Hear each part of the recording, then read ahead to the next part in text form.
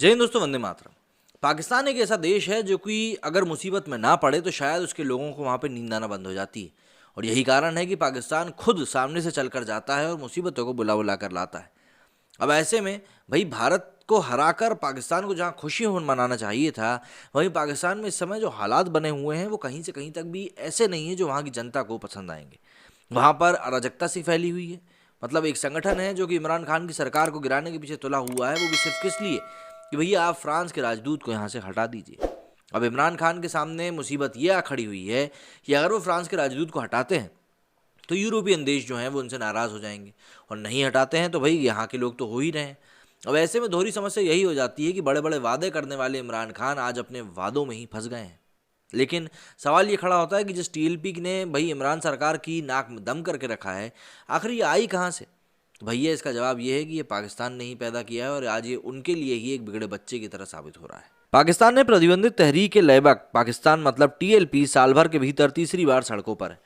बुधवार से उसका लॉन्ग मार्च चल रहा है। टीएलपी प्रदर्शनकारियों को रोकने की कोशिश में 6 पुलिसकर्मियों की अभी तक मृत्यु हो चुकी है। पाक सरकार ने मंत्री गुरुवार तक जिस टीएलपी को आतंकी संगठन बता रहे, शुक्रवार को वो जेल में बंद टीएलपी चीफ से बातचीत जारी होने की बात कहने लगे। आखिर ये टीएलपी क्या है, इसके विरोध की वजह क्या है? क्या इन प्रदर्शनों के पीछे सेना या आईएसआई का भी हाथ हो सकता है? टीएलपी का पाकिस्तान की राजनीति में कितना असर है?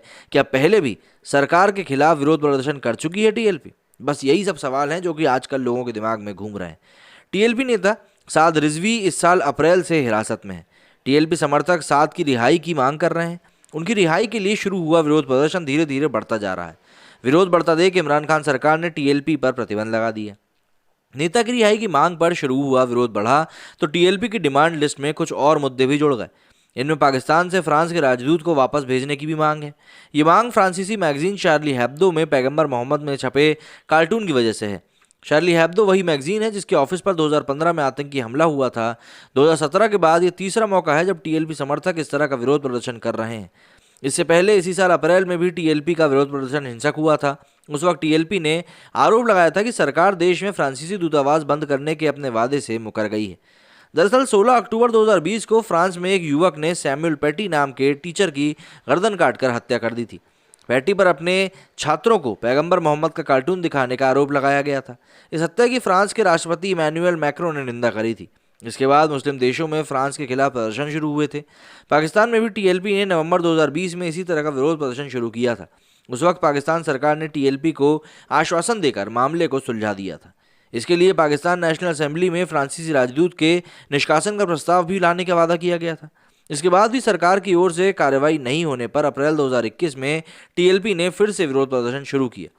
प्रदर्शन पर कार्रवाई करते हुए पाकिस्तान सरकार ने टीएलपी पर बैन लगा दिया। इसके बाद नेता साद रिजवी की गिरफ्तारी हो गई और उसके बाद प्रदर्शन बंद हो गए।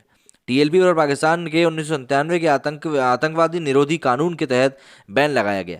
साद की रिहाई की मांग समेत अपनी पुरानी मांगों को लेकर इस महीने टीएलपी का प्रदर्शन फिर से शुरू हुआ। पिछले करीब 2 हफ्ते से ये प्रदर्शनकारी इमरान सरकार के गले की हड्डी बने हुए हैं।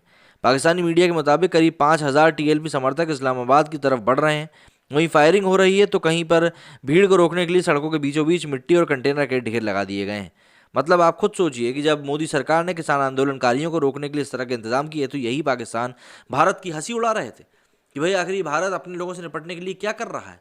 और अब देखिए, जब खुद के ही देश में मुसीबत बढ़ रही है तो फिर वो लोग भी वही कर रहे हैं ना।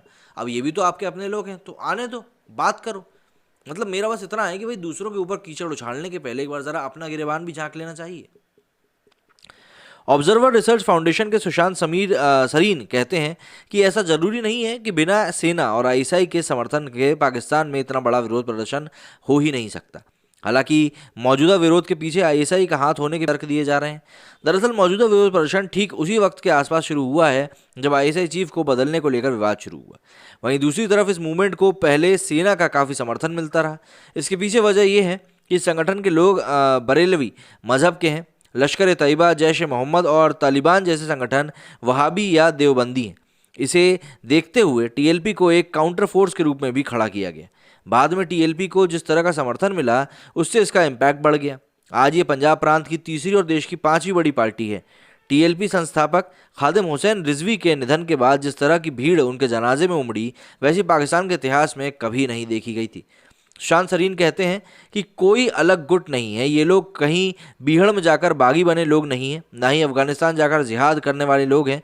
ये आम पाकिस्तानी लोग हैं, ये वहाँ के समाज के अंदर के लोग हैं। इनका मुद्दा ऐसा है जिसके खिलाफ जाकर सरकार लोगों का विरोध मोल नहीं लेना चाहती, क्योंकि ये लोग कहते हैं कि हम रसूल की इज्जत के लिए लड़ रहे हैं। पाकिस्तान का एलीट तबका ये कहता है कि रसूल के लिए हमारी जान कुर्बान। ये लोग कहते हैं कि अगर आप रसूल के लिए अपनी जान, अपने खानदान को निछावर करने को तैयार हैं, तो फिर रसूल की इज्जत के लिए फ्रांस के राजदूत को बाहर नहीं निकालने में क्या परेशानी है। और यही सरकार की सबसे बड़ी परेशानी बनी हुई है। दरअसल इमरान सरकार ने संसद में बहस कराने का वादा जरूर किया, लेकिन वो फ्रांस के खिलाफ कोई एक्शन नहीं ले सकती। अगर इमरान सरकार ऐसा करती है तो यूरोपियन यूनियन और अमेरिका उसके खिलाफ हो जाएंगे। इधर सियासी मजबूरियों के चलते टीएलपी पर बैन तो लगा दिया गया, लेकिन सरकार और फौज सख्त कदम उठाने से डर रही है। टीएलपी की स्थापना खादिम हुसैन रिजवी ने 2017 में करी थी। वो पंजाब के धार्मिक विभाग के कर्मचारी थे और लाहौर की एक मस्जिद के मौलवी थे। लेकिन साल 2011 में जब पंजाब पुलिस के गार्ड मुमताज कादरी ने पंजाब के गवर्नर सलमान तासीर की हत्या की, तो उन्होंने कादरी का खुलकर समर्थन किया, जिसके बाद उन्हें नौकरी से निष्कासित कर दिया गया।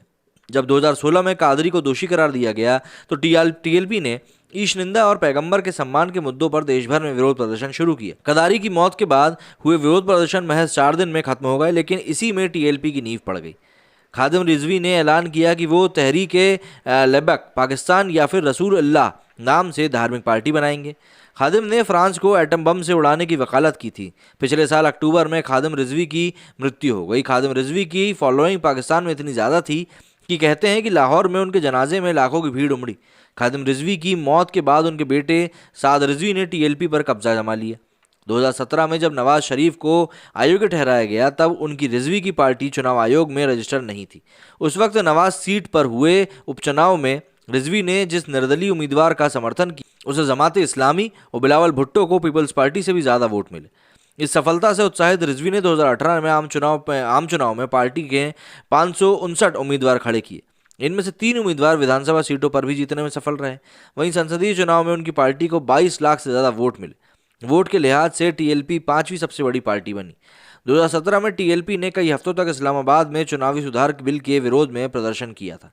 उसने बिल को अहमदिया मुसलमानों का समर्थन करने वाला बताया था। इसके बाद से टीएलपी अहमदिया मुसलमानों के खिलाफ लगातार आग उगलती रही है। 2018 की बात करें तो टीएलपी के विरोध के चलते ही फेमस अहमदिया अर्थशास्त्री आतिफ रहमान मियाँ इकोनॉमिक एडवाइजरी बोर्ड में शामिल नहीं हो सके थे। इस कट्टरपंथी ग्रुप ने 2018 में ईसाई महिला आसिया बीबी की रिहाई के खिलाफ भी प्रदर्शन किया था, जिसे 2018 में सुप्रीम कोर्ट ने एक हाई प्रोफाइल ईश निंदा के मामले में निर्दोष घोषित किया था। पिछले साल टीएलपी ने अवार्ड विनिंग पाकिस्तानी फिल्म जिंदगी तमाशा को रिलीज होने से ही रोक दिया था। तो अब आप इसी बात से अंदाज़ा लगा सकते हैं कि इस पार्टी का इन्फ्लुएंस पाकिस्तान में कितना ज़्यादा बढ़ता जा रहा है और क्यों इससे इमरान खान की सरकार इतनी ज़्यादा डर रही है और कोई बड़ा एक्शन लेने में भी मतलब शांत पड़ रही है। देखिए, सेना का इसको सपोर्ट कहीं ना कहीं मिला ही हुआ है। रेंजर्स के भरोसे इनको छोड़ दिया गया था, लेकिन रेंजर्स के सामने भी ये लोग काफ़ी बढ़ते चले गए। रोडों पे जगह जगह पर खाइयाँ खुदवा दी गई, लेकिन फिर भी ये लोग इसलिए नहीं रुक सके क्योंकि इस पार्टी के लोग अधिकतर पैदल मार्च कर रहे हैं, गाड़ियों से कर ही नहीं रहे। तो पैदल मार्च करने वालों को तो गड्ढे पार करने में कोई दिक्कत है ही नहीं। तो ऐसे में पाकिस्तान की मुसीबत दिन ब दिन बढ़ती जा रही है और उसको समझ में नहीं आ रहा है कि वो इस आंतरिक मुद्दे से किस प्रकार से निपटेगा। ऐसे में आईएमएफ की तरफ से प्रतिबंध लगा दिया गया, एफएटीएफ की ग्रे लिस्ट में इसको डाल दिया गया। तो मुसीबत इनके लिए कम नहीं है, लेकिन फिर भी शेर बने घूमते हैं। तो भाई, आपका कुछ कहना है तो मुझे कमेंट सेक्शन में ज़रूर बताइएगा। मेरे वीडियो में फिलहाल इतना ही। जय हिंद, जय भारत।